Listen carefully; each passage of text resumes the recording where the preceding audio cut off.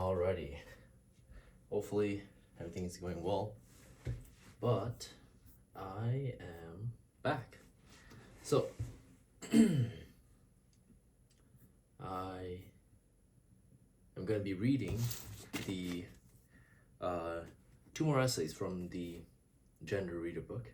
And it's been a while since I've uploaded a video, so I thought why not? Especially since I'm back from my spring break.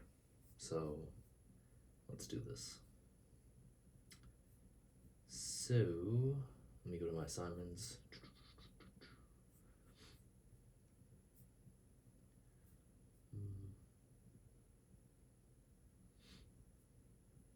I believe it's this one. Okay, so I'm gonna have to pick two essays, which is gonna be it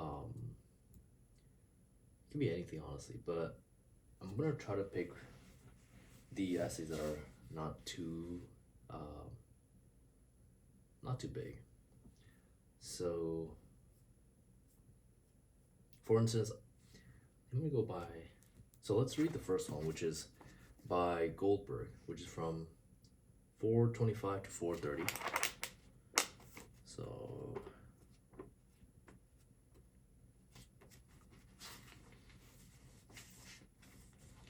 and then from there we can move on to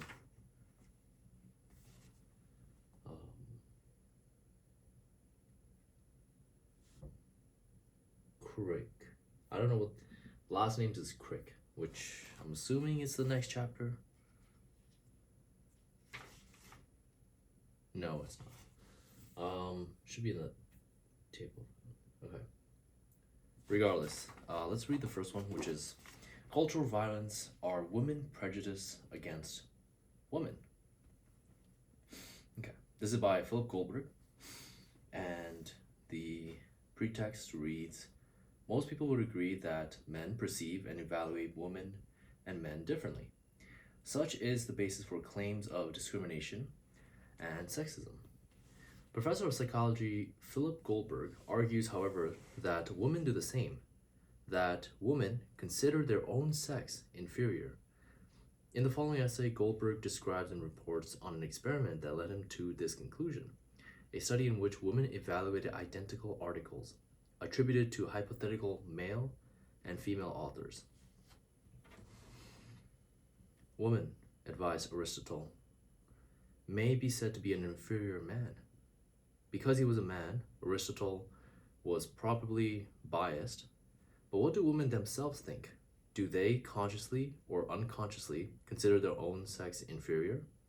And if so, does this belief prejudice them against other women? That is, make other women, make them view women simply because they are women and less competent than men.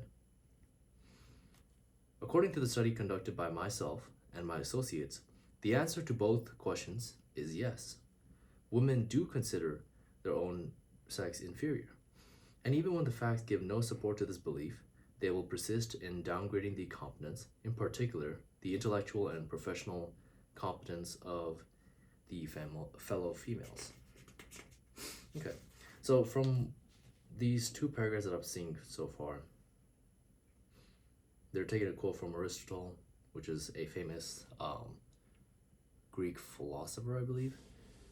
And he himself was a man, so he is probably biased in saying that men in general are a superior biological form than females. And the question is, do other women consider each other inferior? And the answer to that is yes. And the second question is, does the belief prejudice them against other women? So for instance, like, if I were a woman and I did believe that I was inferior, then would I look at other women and believe that they are also inferior because they are a woman? So that's what the two questions are. And apparently, with the research conducted by himself and the associates, The answer is yes. Over the years, psychologists and psychiatrists have shown that both sexes consistently value men more highly than women. Characteristics considered male are usually praised. Those considered females are usually criticized. In 1957, A.C. Sheriffs and J.P. McKee noted that women are regarded as guilty of snobbery and irrational and unpleasant emotionality. Consistent with the report, E.G. French and G.S. Lesser found in 1964 that women who value intellectual attainment feel that they must reject the woman's role. Intellectual accomplishment apparently being considered, even among the intellectual woman, a masculine preserve. So, the traits that are found in women or men, whether it's feminine or masculine, is more appreciated if they have that masculine trait.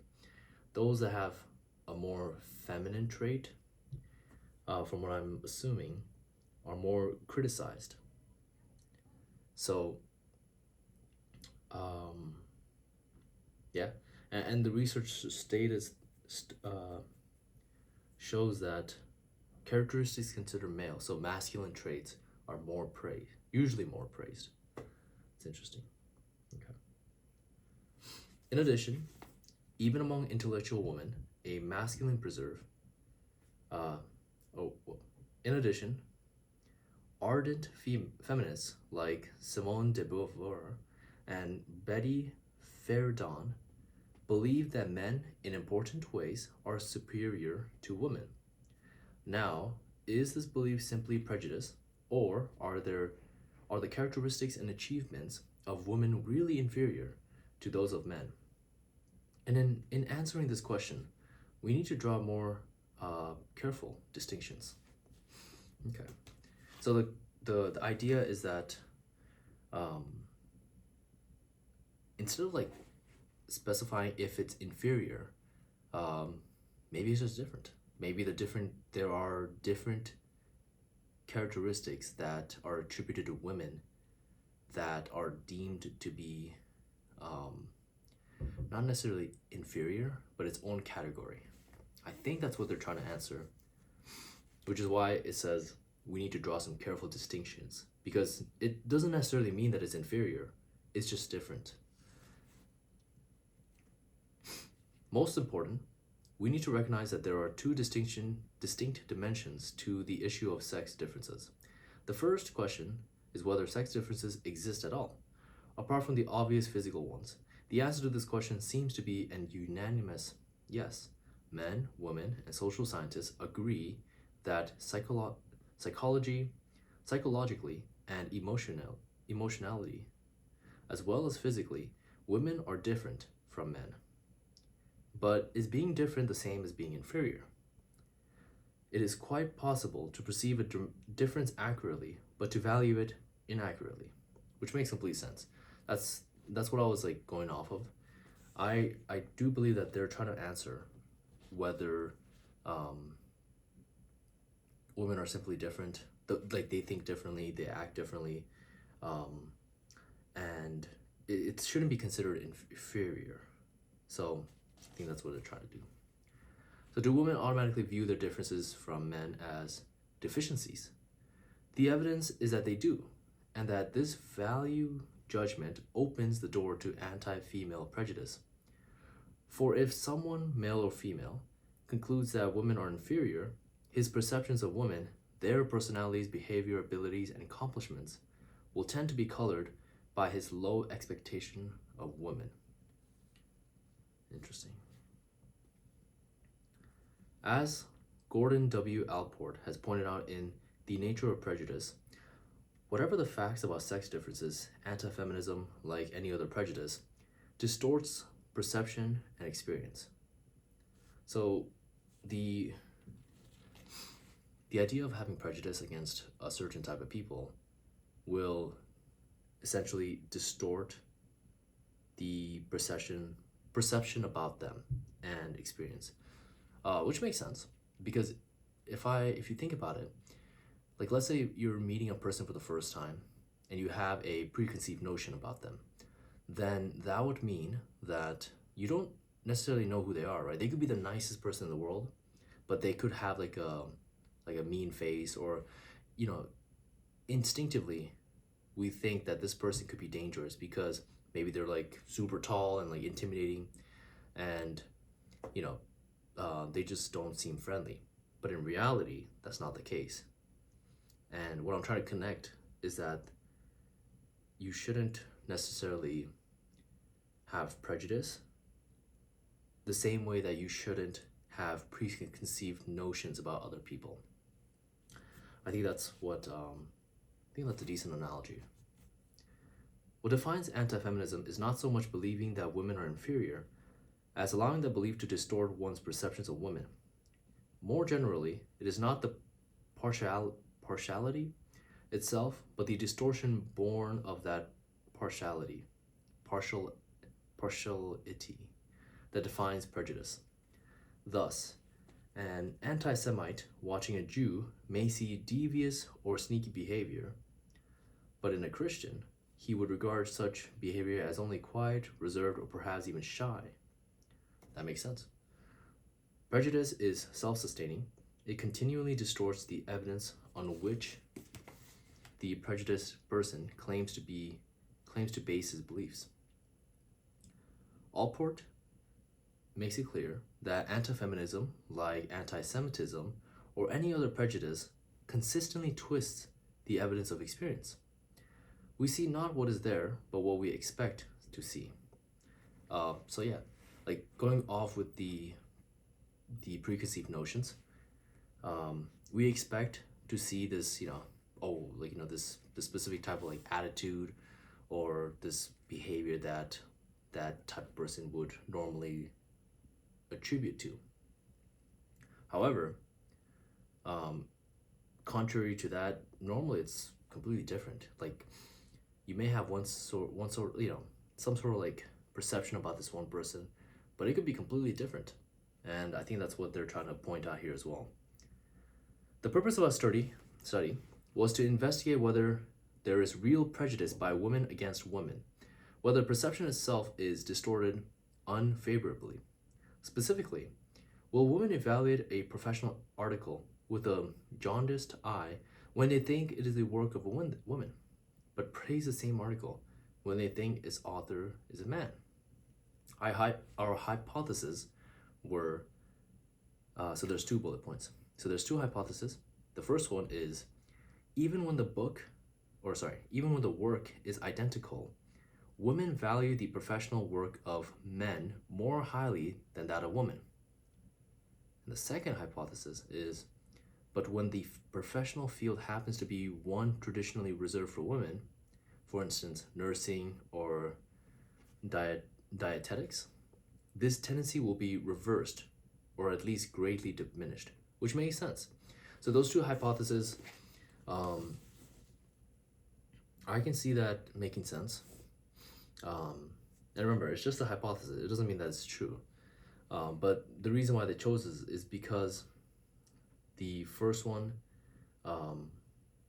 they're trying to simply assess the fact that women will basically believe, like for instance, these days TikTok is extremely popular. There's gonna be like a male content creator and a female content creator. If they have identical work, then the male content creator supposedly will be more praised by females than that of another female. The second hypothesis simply states that, let's say there's a female TikToker, but she specifically happens to be in the nursing department or anything that is female oriented, or female, how do I say it? Female focused, or like there's a majority of the career is based around that females would go into that, for such as nursing and dietetics. And in this case, let's say there's a female TikToker and then a female or a male TikToker, and they're both in nursing. This suggests that women, the female nurse, will be at a much higher trust, much more credible than that of a male nurse. simply because of their gender. Some 140 college girls selected at random were our subjects. 100 were used for preliminary work, 40 participated in the experiment proper. To test the second hypothesis, we gave 100 girls a list of 50 occupations and asked them to rate the degree to which you associate the field with men or women. We found that law and city planning were fields strongly associated with men. Elementary school teachings and dietetics were fields strongly associated with women. And 2 fields, linguistics and art history, were chosen as neutrals. So it's either going to be male or female. Now we were ready to test the main experiment. From the professional literature of each of these 6 fields, we took one article.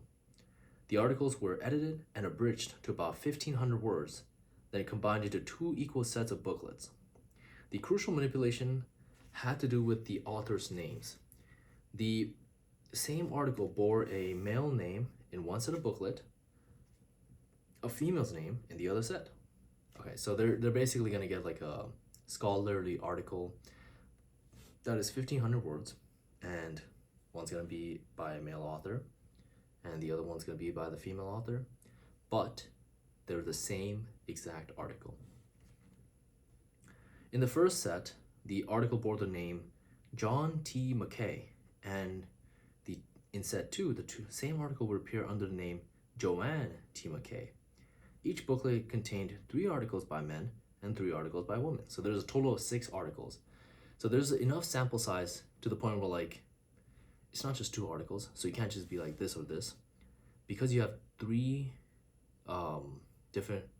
articles with the same, so basically 6 articles which are exactly identical, but 6 different authors. They have the option of picking which author is supposedly the most credible. So,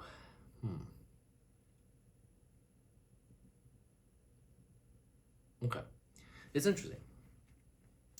So the girls seated together in a large lecture hall. Cause okay, I'm gonna stop right there because the sample size might be a little bit too small, because the second one is just simply 100 girls. So we can definitely say that the sample size for such an experiment is a little bit too small to accurately depict whether this experiment actually proves that masculine traits are more highly praised rather than feminine traits. So if the sample size was like much larger, I mean, what I would assume would be to have a sample size of at least 1,000, because 100 is way too little, and depending on what college, because they never specified the college. However, they did, from what I'm assuming, it's probably just one same college, and in that one college they're picking out 100 females from that, and there's just like not enough like diversity of people. We don't even know where the college is. We don't know where they could be taking a test, and if they had multiple colleges, there would probably be a different outcome, because different areas have different ways of thinking. For instance, New York and California. New York has like different, like for instance, like something simple as like slang. New York has a lot of different slangs, and then California probably has a lot of different slangs. So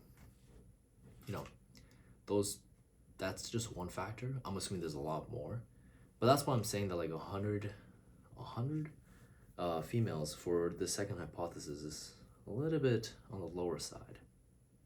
So continuing on, the girls seated together in a large lecture hall. So so it should be the same college.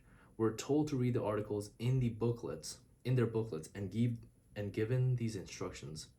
So the instructions says, in this booklet, you will find excerpts of 6 articles by 6 different authors in 6 different professional fields. At the end of each article, you will find several questions.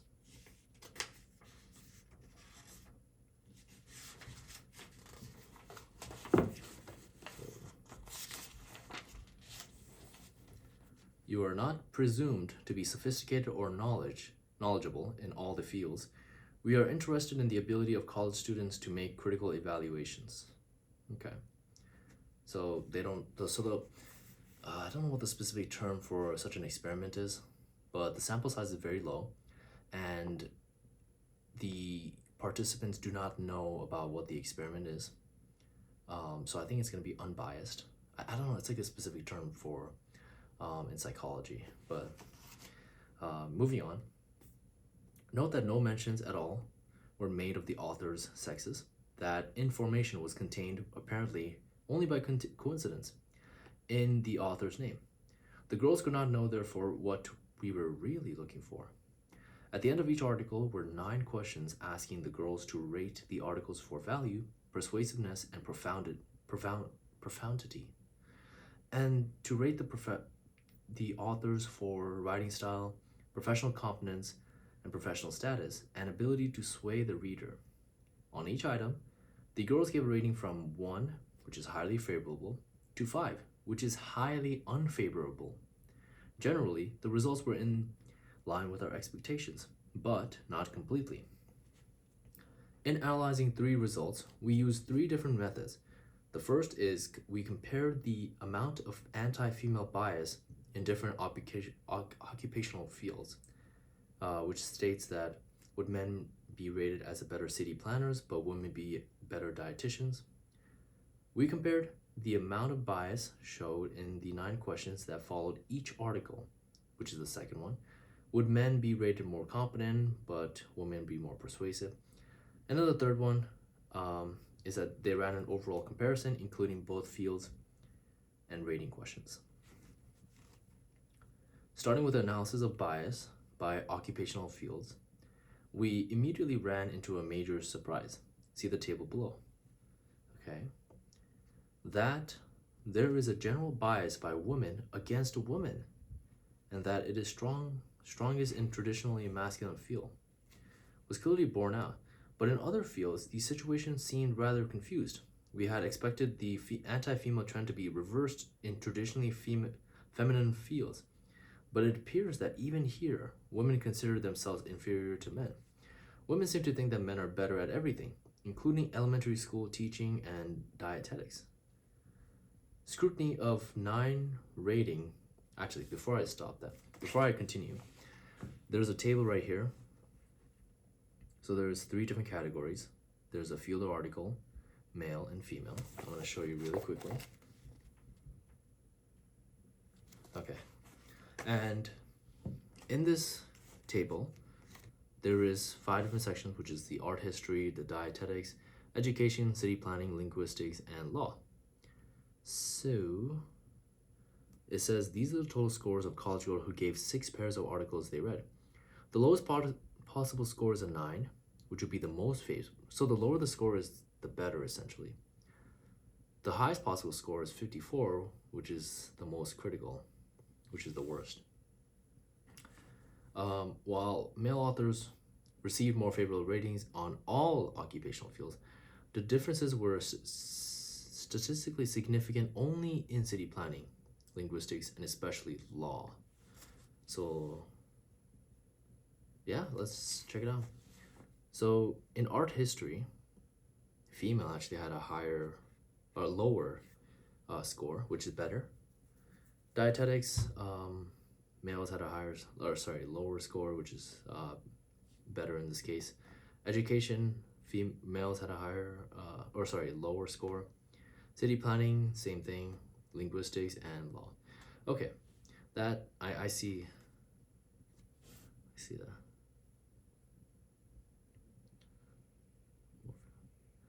I don't know why it says more favorable ratings on all occupational fields.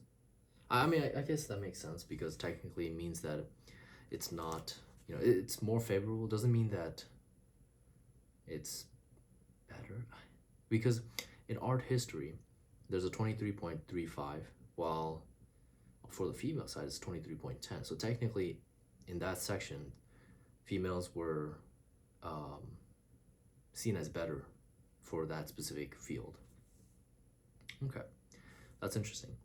So moving on, Scrutiny of the 9 ratings questions yielded similar results. On all 9 questions, regardless of the author's occupational fields, the girls consistently found an article more valuable and its author more competent when they bore a male name. Though the articles themselves were exactly the same, the girls felt that those written by John T. McKay were definitely more impressive and reflected more glory on their authors than did the mediocre offerings of Joanne T. McKay. Perhaps because the world has accepted female authors for a long time, the girls were willing to concede that female professionals' writing styles were not far inferior to those of men, but such a concession to female competence was rare indeed. Statistical analysis confirms these impressions and makes them more definite. With a total of 6 articles with 9 questions after each one, there were 54 points at which comparisons could be drawn between the male authors and the female authors. Out of these 54 comparisons, 3 were tied, 7 favored the female authors, and the number favoring the male was 44. Okay. Interesting. So, from what I'm seeing, there is, from the evidence, there is prejudice against women. Women have prejudice against other women. Like I said before, the sample size is fairly low, so it could change, and it could also change throughout time. We don't know exactly when this was when this was experimented. So this could have been in 1940, and in 2024, it's much more different. And I would say that the results would, be far greater, or the change would be, well, I wouldn't know for sure, but experimenting it and checking the same trial, I would assume that it's a different, there would be a different result, definitely.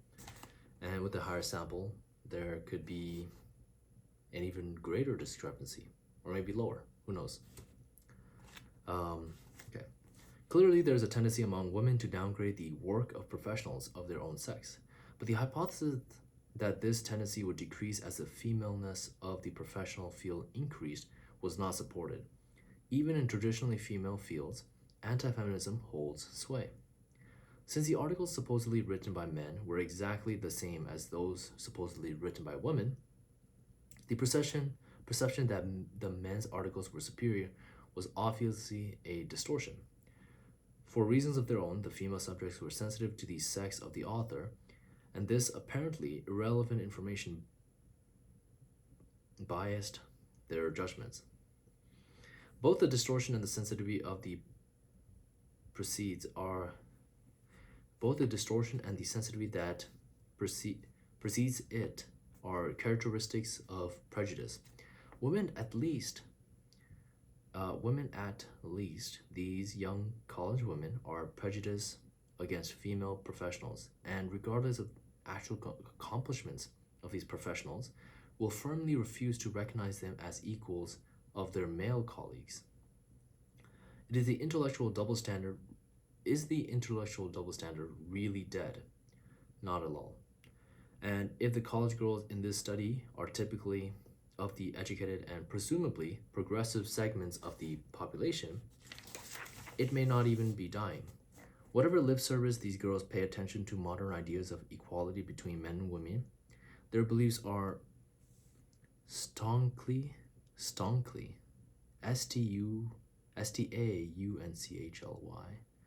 traditional.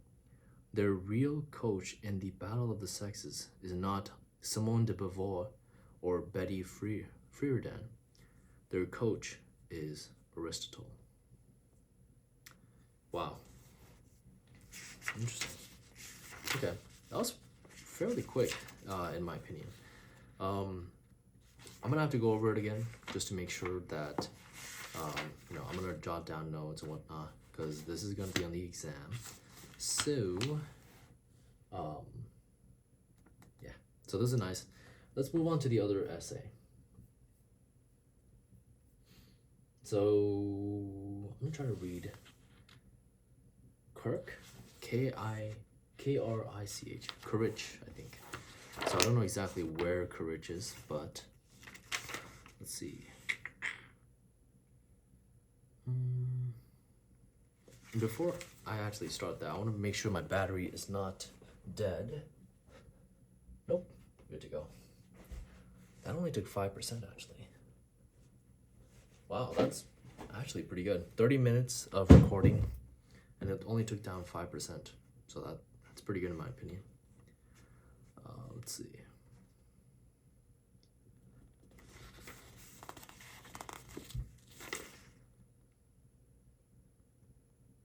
Wow, Kirk is the very last chapter. Okay, so 486.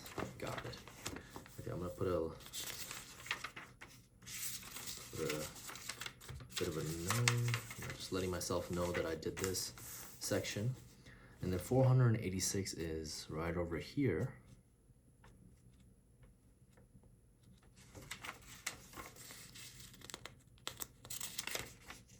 There we go. So, the title is Here Come the Brides by John Kirk. The following excerpts are from a longer essay originally printed in Mother Jones in 1986. Okay, so this essay is roughly 30 years old, I think. No, 40 years old. Actually, no, I think it's like 38 years old.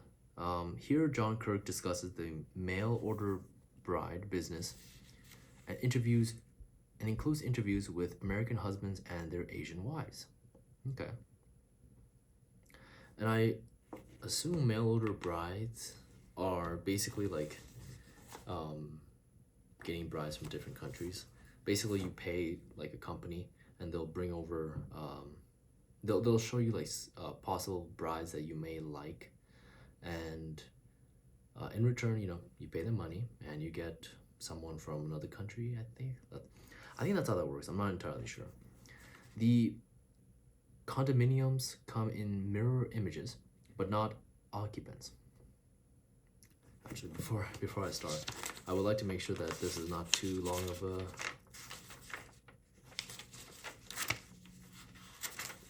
Okay, it's not too bad.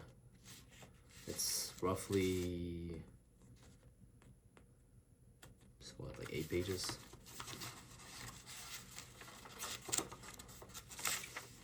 Okay, that's not bad. I want to make sure because my requirement is to compare and contrast 2 essays, and I want to make sure that I can actually summarize both essays properly and get specific quotes so that I can actually prove that I read those 2 essays. So, the condominiums come in mirror images, but not occupants. On the front door of one stucco chalet hangs a Chinese character made of brass. Call it cross-cultural mistletoe for the couple living inside. Another product of a growing American phenomenon. The husbands turn out to be small-town white kid come to the big city, prematurely middle-aged, middle-brow in his conspicuous collections of carvings and trophies. Middle management, though never quite as managerial as he'd like, flashing a salesman's charm that readily gives way to anger. The wife is young, comely, and Asian, wearing house sandals groomed for a party, a good listener whose skills had been severely taxed, uncomfortable with her new language but comforted by her new surroundings. Covered her suspicion with drowsiness, a bit sunken along with the living room, as she offers tea and homemade egg rolls called lumpia, nurses her newborn and beams at the wedding album. It is hard to imagine that she was plucked from a row of snapshots in a mail order catalog. Okay, so that's what I assumed. Or that this marriage wasn't arranged in heaven, but in Hawaii by an introduction service called Cherry Blossom. Interesting. Let me grab some water.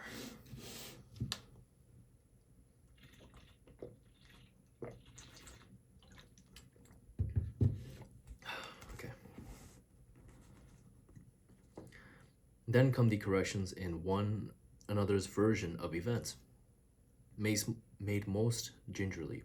The nervous jokes about age differences, the curious blanks drawn when trying to remember the names of close in laws, the references to unspecified conflicts and secret diaries where he write that he traveled looking for other girls to marry after me, the questions that the wife pretends that she can't grasp until she retreats into the no comment of a nap, causing the whispered confessions, which come whenever she let me out of her sight, when she lets me out of her sight, about how it's been no picnic, about the bitching, the sulking, the misunderstandings. And that and there's that troublesome word love, which is either actively disdained in favor of talking about trade-offs or liabilities and assets, or flashed continually like an expensive Javanese mask. Love is blind, as they say, especially in this context, where there's so much to be blind about. The longer they tell their story, the more the couples reveals the forces rending them apart, and the fears that made them cleave together. Cozy as it all seems, the world beyond keeps rolling through this condo. Settled on their white ottoman, they remain a man and woman in flight, like so many who have chosen the path of these postal courtships. Okay, so there's some interviews from the men and women. So let's see. The men. The woman I yearn to spend my life with does not seem to reside in North America. The woman. I believe that God will let us to be together one day. Is that a dream? I only love American music. That world is not only getting smaller, it is getting lonelier. Never has it been easier. This is not from the woman. This is like uh, another analysis from the essay. This that world is not only getting smaller, it is getting lonelier. Never has it been easier for nations to mingle, and never has have expectations been greater for one culture to provide what the other lacks. Economic dependencies give way to psychic ones. Those with power seek those with beauty. Those with money seek those with heart. It's not surprising that it's not surprising then that delivery of Asian brides to mostly white American grooms has within the last 5 years become a multi-million dollar a year industry. Since there's a perceived shortage of U.S. homemakers willing to shoulder traditional maritimial tasks, some entrepreneurs are going abroad where the laborers can be bought cheaper and the quality control kept more rigid.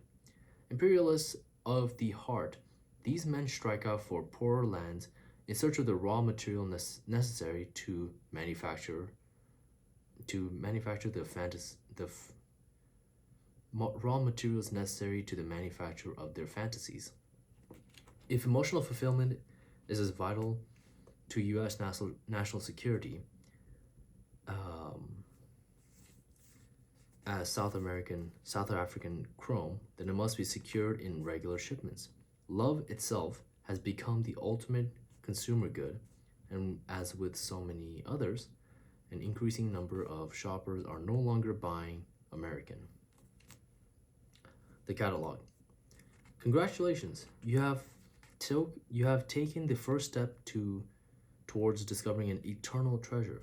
For many discerning men, there can be no other choice than the Lady of the Orient, which is like Oriental, which is eastward.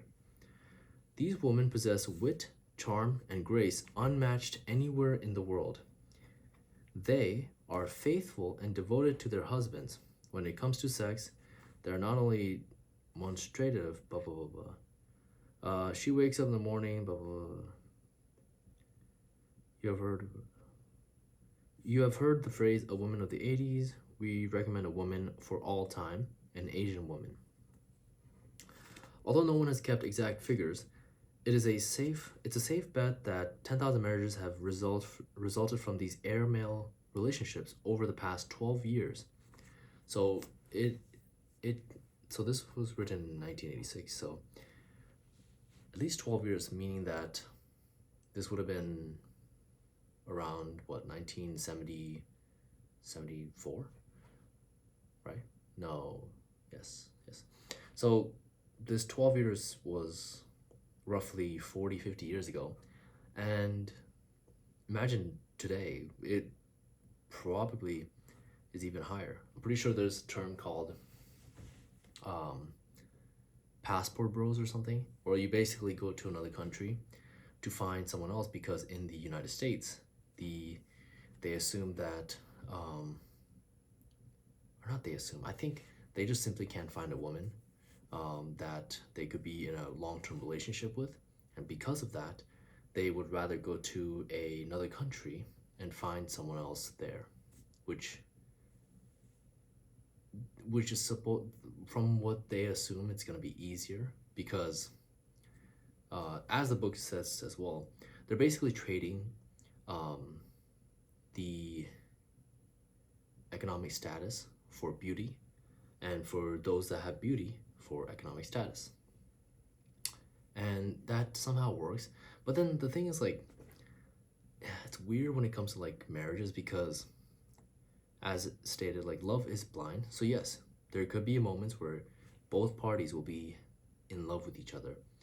However, many times, when going for these male marriages, it's like, I don't think both parties are always going to be um, agreeing with each other, simply because of the fact that it's just not recommended. Um, they're from two completely different spectrums, and there's a lot of different things that they need to cover before they even get married. However, I'm pretty sure these male order marriages, they marry without even, maybe like a couple months of knowing each other, then they immediately get married, and the other person comes over, or they visit in person, and it just happens so fast, right? So there can't necessarily be like a proper relationship before the marriage, which would not necessarily be the best. So, but it is what it is. So although no one has kept exact figures, it's a safe bet that 10,000 marriages have resulted from these air-male relationships over the past 12 years. Most of the pen pal businesses are crude copies of the formula established by Cherry Blossoms, which, under the direction of Harvard PhD and ex-hippie John Broussard, has become the highest volume matchmaking shop. Begun at the whimsical request of a single male in 1974, Cherry Blossoms has now expanded to publishing 3 separate bi-monthly directories running up to 48 pages featuring Philippine Island blossoms, Asian women in general, and miscellaneous hopeful from Peru to Yugoslavia. The service fees run from $5 to $10 for an introductionary batch of a few sample addresses to $300 for all current and back issues, depending upon a variety of plans in which the subscriber may be offered first crack at the designated number of women. The clients also get the predilection listed in the service's register and their names placed in newspaper ads throughout the Far East. Okay, I gotta calm down. I'm having a little bit of a hard time. Okay, so based on what I've read so far, this is a very, this company has been specifically tailored by, very, very smart individuals that are, from Harvard. They have PhDs, and they also, they specifically planned it so that the fees are not too expensive, but we do have to consider the timeline, because $300 for $300 in 1974, I believe that's like roughly probably like $4,000 or $5,000 in today's money, I would assume, because of inflation, which, now that I think about it, is actually a decent amount of money. Um, okay. So Cherry Blossoms sends along a chatty newsletter describing women demand deemed less photogenic offered at a discount rate. Okay, that's okay. I mean, it makes sense. It's just like not the best representation. Um, okay. So this mimeographed sheet also alerts the men to rotten apples. Women who use the letters to solicit samples of foreign currency for their private collection or ask for donations for typhoon relief. Okay. The men. American girls left me really disappointed. They look like tubs of lard stuffed into levees. They're pushy, spoiled, rotten, and they talk like sailors. They're not cooperative, but combative, and they never appreciate what you do for them. In the mornings, you wonder how many guys before me. Was it the football team? Maybe it's our fault, the fault of men for repressing them for so long. But they're not psychologically together. They just don't seem to know what they want. Okay. And then it goes on to the essay. Haven't we heard this somewhere before? In a curious role reversal, these last these last of the super machos offer the classical complaints women have long made about men. They're confused, immature, promiscuous. They're also opinionated and materialistic. They fear commitments and neglect personal satisfactions in fair careers. They let themselves go to seed. They let themselves go to seed. One disgruntled husband even suggested that all women want is to watch TV and booze it up. Worst of all, they tend to be smarter or more successful than the men, who are left exhausted by the jostling position entailed by the recent redefining of sexual roles. The men. It is not easy when everything is up for discussion. Why don't you do this? Why don't you do that? Even my mother gives me a hard time. She wants to know why I don't cook once in a while. Now I just smile and tell her I'm retired from all that. My wife smiles too. Few of the men are trailer park misfits, or the sort of gents who paper their bedrooms in aluminum foil. In one of the many surveys that the introduction services trot out as proof of their mainstream appeal, the statistics indicate that those who seek Asian brides are far above average in education, income, and status. These same samplings tell us that the average age at marriage for husbands is 52, for the wives 32. The Asian bride is tailor-made for those men driven to sustain youth beyond its normal bounds. For divorced men and elderly widowers with more modest goals, it can simply be a quick means of reacquiring a sock sorter or or a living nurse. Okay. But the surveys cannot test the would-be husbands for insecurity. The more the men rail against the women's movement, the more they show themselves to be unwanted offspring. They want a refuge from chaos. All of them speak of wanting someone who will be there every night, as one put it, who won't cheat, and who I can trust to do right by me, even down to how she takes care of the dog. Responding to the lure of far off places, these men seek the girl next door, though no fault, though through no fault of their own, she's become the girl next continent. Okay, interesting.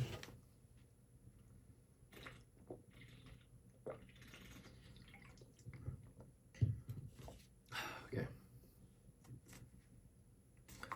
the men.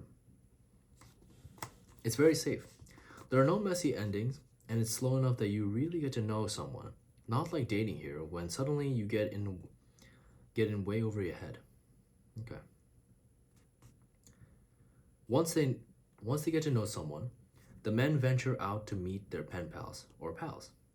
For some of them, their travels in search of Miss Right constitute their sole and fleeting opportunity to feel like swashbucklers. They recount the shopping trips as they call them in a tone usually reserved for discoverers of the North Pole. We didn't know each other. We're from two different cultures. And here in the middle of Taipei, we were gonna meet up for a blind date, which was, when you think about it, unbelievable. Lo and behold, the sale clerks from Puriqua, Peoria, cross the international date line to become the emperors of Quezon City. Their pen pals serve as a parade of willing tour guides, and the 2-week vacation takes on the power of a hallucination. In such heady moments, they may forget that they came here for a mate. Instead, they came for a mate, and instead use a variety of appetites. Especially since, as one pointed out, a lot of girls, even if they're virgins, will spend the night with you if they think that that will do the trick.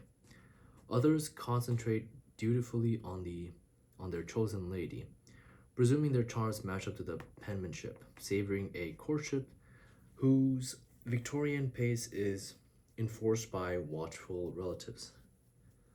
Okay. I mean, that just goes to show that both parties are extremely desperate. One is seeking a comfortable life, and most of the time it's going to be woman, and the other, which is most of the time going to be male, are seeking for another partner, a loyal partner, whatever partner they're looking for, which is the girl next continent.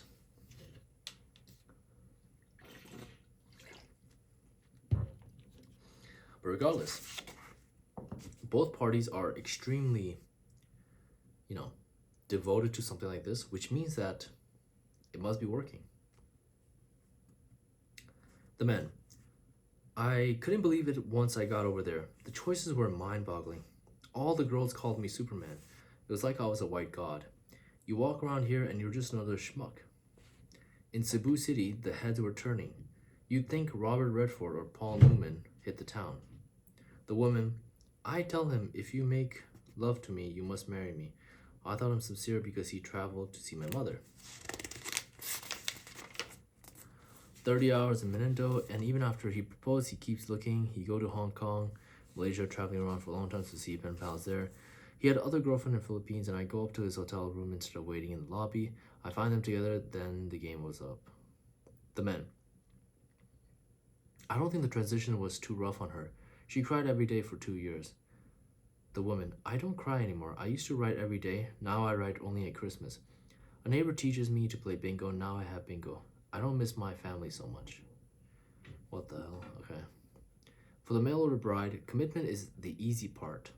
Once married and ensconced in the United States, the women find that persistent homesickness is only the first hurdle.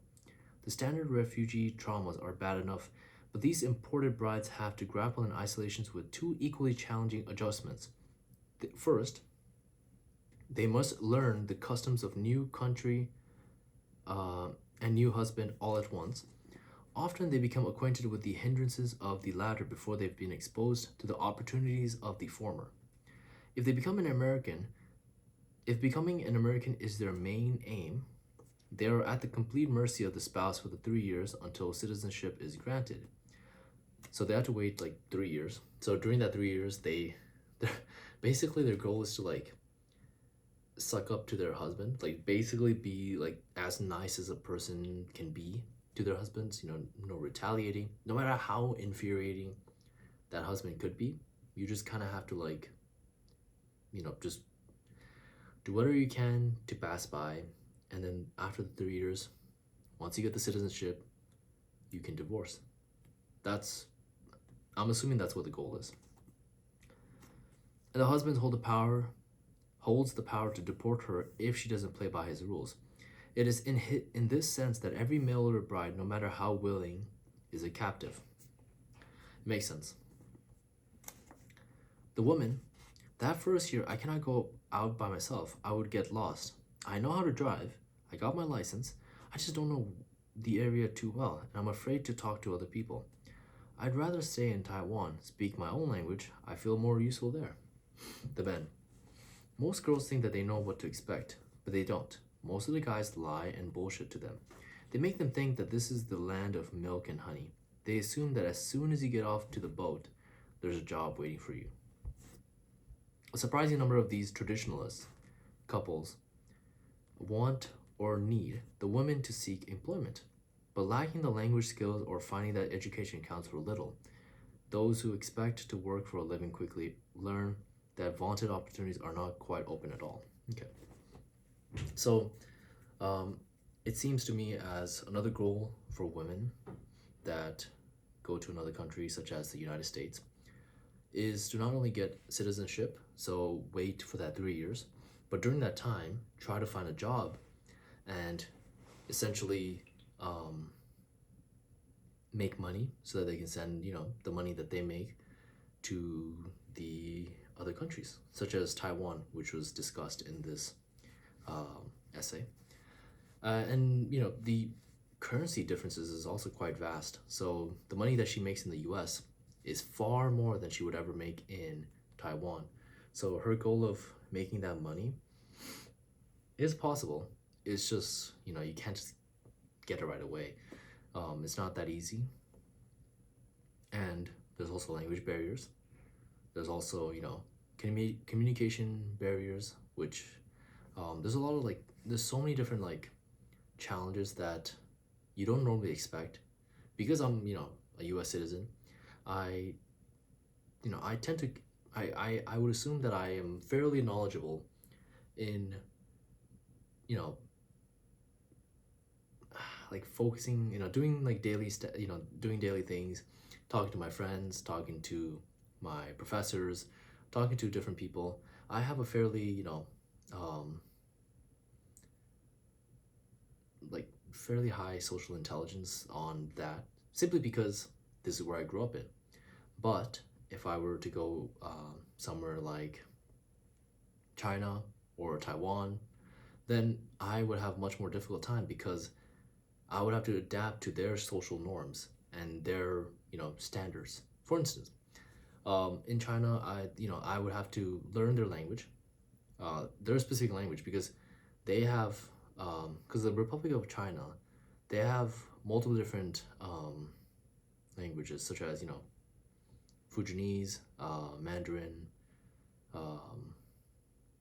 and I don't know. There's a lot of languages, but depending on where I go, I would have to learn that, and also learn the social norms. For instance, it might be rude to do specific things while you're running, or a lot of different social norms. So that's what I would say in that regard. So, okay. So moving on.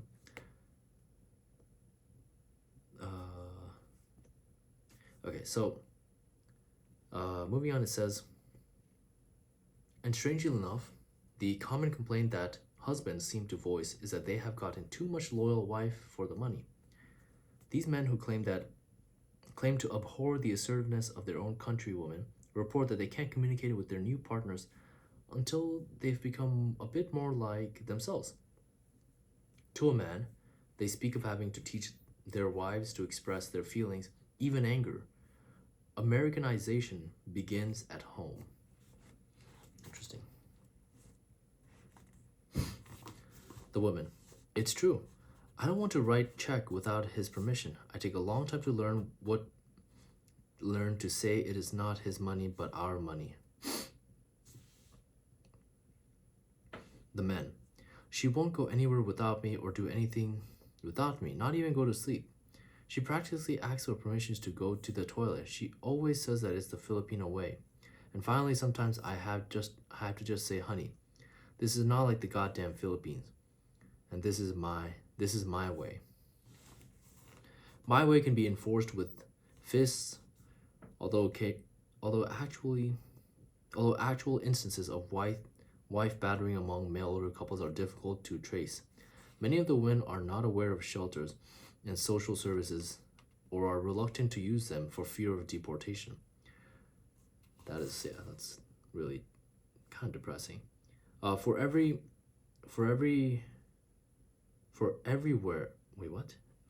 rare one who does come forth, there are surely many more who must cope by themselves with some gradient of coercion. Challenged with evidence of abuse cases, the mail order husbands like to cite the rumors that they've heard of brides who take their American men for all the money that they're worth, then disappear once they've gotten their citizenship papers. To the husband, one crime is no more justified than the other.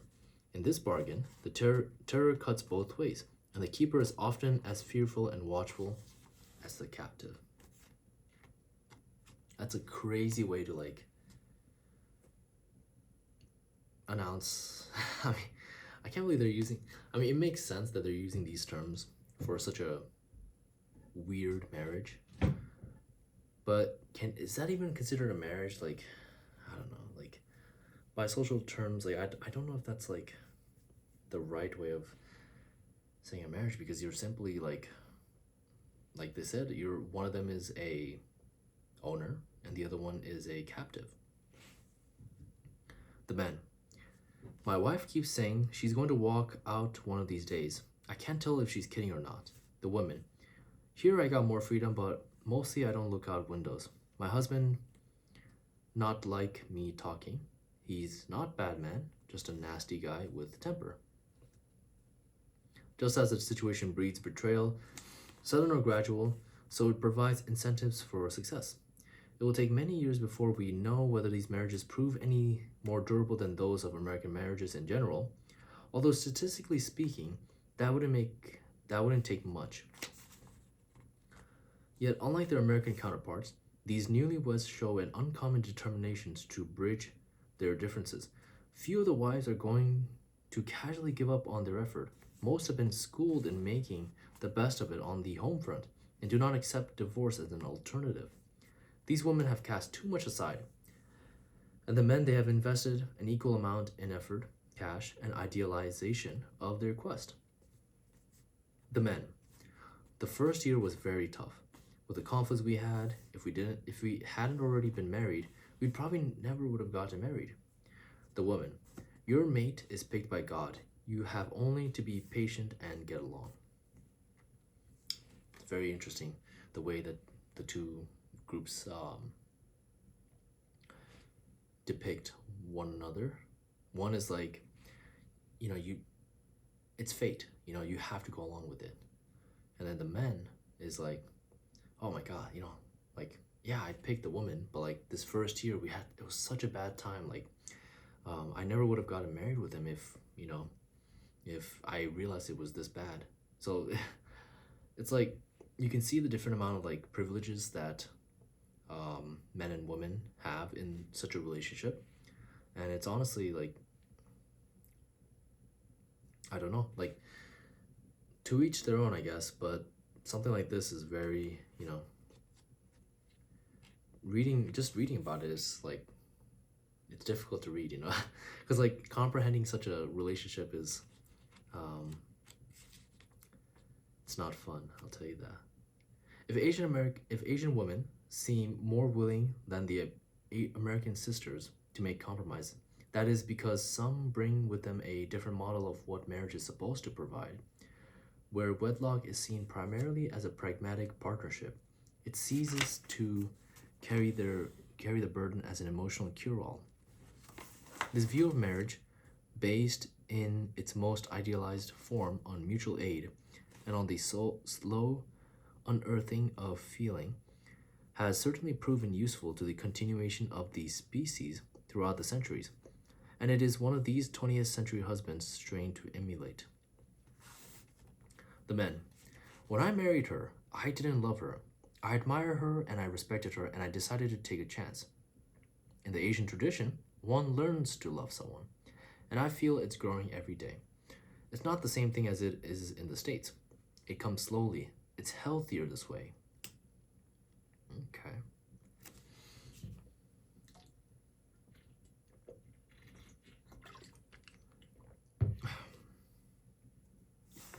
The replacement of American homemakers with Asian stand-ins confirms the old axiom that none are free until all are free. Still, taken as a whole, the phenomenon hardly represents a serious inroad into the gains made by women.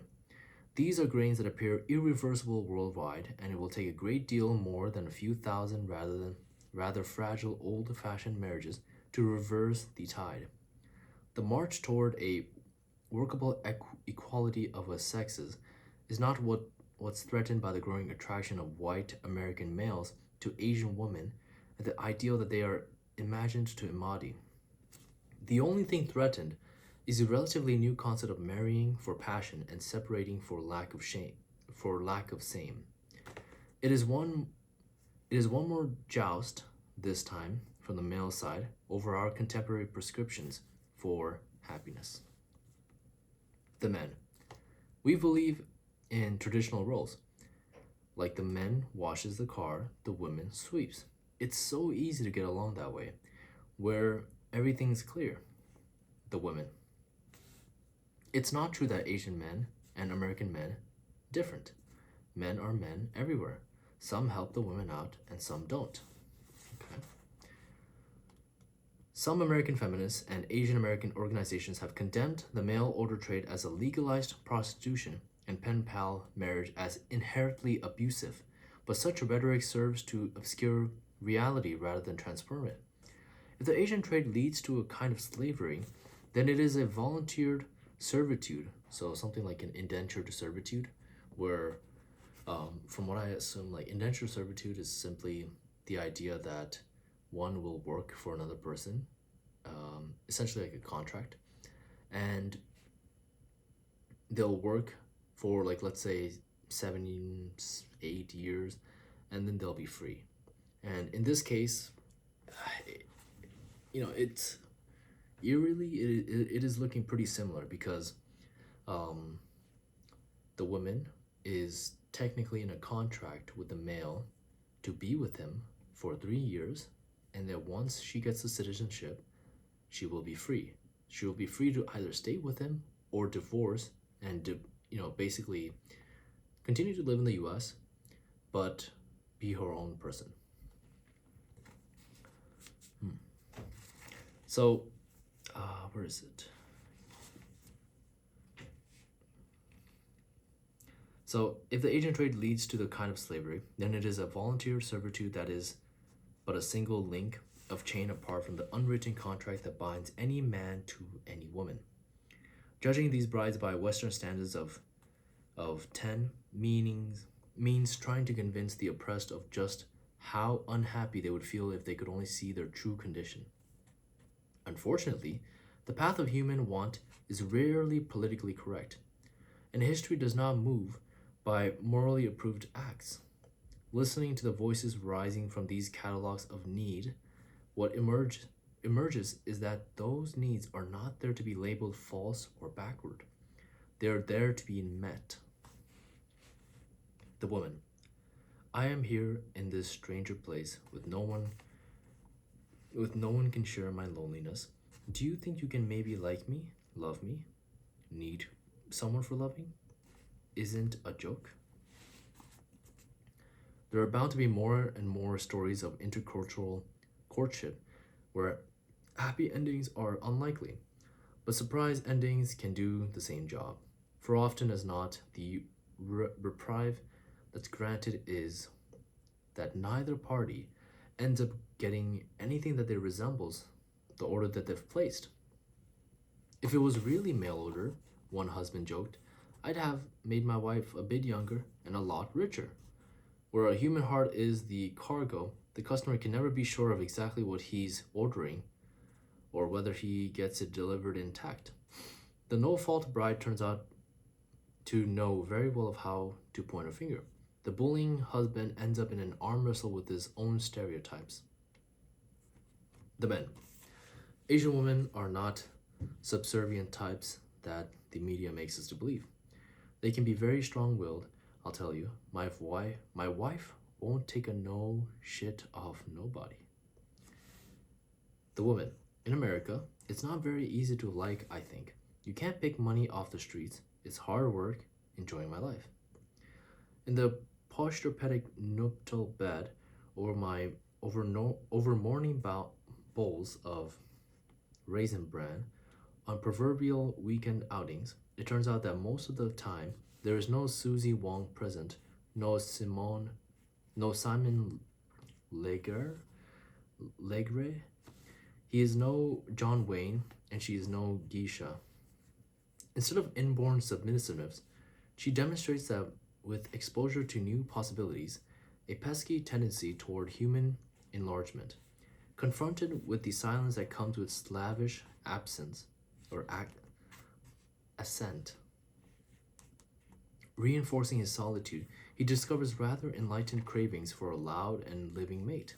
Behind the triple locks of matrimony, the sprinkler systems and the electric eyes that they are not master and servant, but two people grappling with the long odds against durable understanding, trapped in the most daunting circumstances, impelled by the most muddled intentions. All they can do is carry on the grim work of making the world one, with an ancient talisman hung outside for good luck. Yeah, that last paragraph summed it perfectly. They really don't know what they're looking for. The marriages, the mail order really isn't exactly what it seems. You never know exactly what you're gonna get, and when you do get that person, you never know how they're gonna be like. So it's such a unclear path that in the long run might be more worthwhile to just not do this whole thing at all. So there's a lot of benefits and downsides to something like this. Um, and yeah, like if you know, from what it seems like, a lot of the men are more than happy to take this route, no matter what, because they simply cannot fathom the aggressiveness and the way that the Western females are like, essentially, and so they opt for the Eastern females, which the text stated that they were wit, they were calmly, I think, and they were also very loyal, which I believe is the most important aspect when looking for someone like that, because um, that's simply what the text was saying, that they were very, very they were very focused on women that wouldn't cheat. They are as loyal. But then, as we read, some of the times the women are too loyal, like to the point where like you have to guide them in every single thing. You have to say, okay, you can go to the bathroom, or not that you can go to the bathroom. She'll ask you if she can go to the bathroom. So everything is like basically like a simply, you know, it's not really like a relationship where, they're on equal grounds. Well, it is a relationship, but it's a relationship where the man is far higher and the woman is far lower, to the point where the woman has to ask for permission for everything. And even if it is a traditional role that they are, because I believe that the text they were saying that it was normal in the Philippines. It may be normal in the Philippines, but that's not what the men want, right? They want someone that's loyal, but not to the point where they have to say every single thing. And that's something that they'll have to challenge. And I I don't see a way to, um, to change something like that, because every person is different, and sometimes it might work out and sometimes it won't. So yeah, these two essays are very interesting. Um, they both have two broad topics. The first essay is, the first essay is talking about how women are having prejudice against other women. And the second essay is a mail order essay, which talks about how men are looking for women that are in other countries, and how women are also seeking out for men that are from a more economically beneficial background. So there are a lot of differences, so those are a couple of them. But if I were to think of similarities, then some of the similarities is that um, that there is prejudice in both essays. The first essay talks about prejudice against, so women having prejudice against other women. And in this essay, I can also see some similarities in that because of the fact that in the text, um, the women are basically seem to be like a lower form. Like they're supposed to be supposedly inferior to men, which is why when I was talking a couple of minutes ago, the women are asking literally every single thing for permission. Like every single task that they do, even something simple as going to the bathroom, they're asking the husband if I can do that. And you know, that's just one similarity, but I'm sure there's more other that we can uncover. But today, I think I've talked far enough, and hopefully you've already been asleep by then. But yeah. So I'm gonna call it a night. It's I think about to be like 11 or something. So yeah, I hope you guys enjoyed me trying to read this and almost not being able to talk. But besides that, it's not too bad. But yeah, have a good night, and I'll try to record another one tomorrow, but we'll see how that goes.